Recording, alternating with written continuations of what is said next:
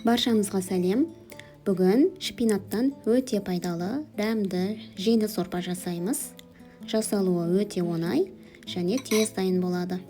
Ол үшін бір пиязды өте кішкентай етіп турап аламыз. Бір сәбізді де үккіштен өткізіп дайындап қоямыз.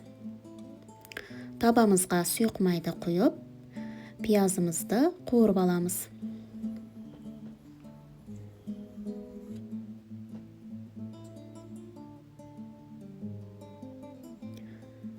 Одан кейін сәбізді саламыз.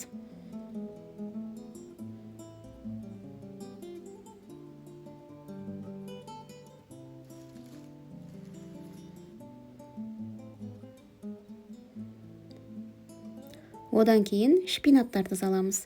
Шпинаттарды өте кішкентай етіп турауымыз керек. Сол кезде сорпа әдемі шығады. Барлығын араластырғаннан кейін үстіне құс құямыз.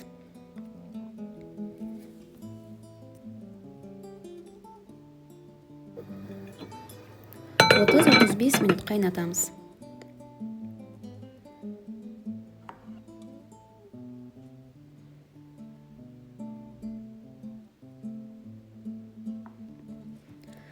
Үш-төрт стакан айранымызға бір ас қасық ұн қосып, түйіршік қалмайтындай жақсылап араластырамыз.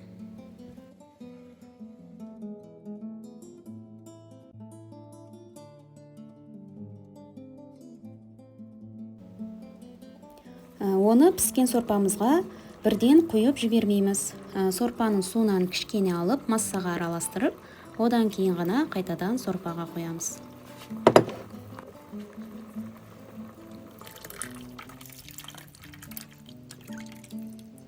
Бір қайнатып, астын өшіреміз. Ең соңында тұз бен қызыл бұрыш саламыз. Міне сорпамыз дайын болды. Өте тез уақытта дайын болады. Сіздер де осы рецептпен жасап көріңіздер. Видео ұнаса каналыма тіркеліп, қоңырау белгісін басуды ұмытпаңыздар. Ас болсын.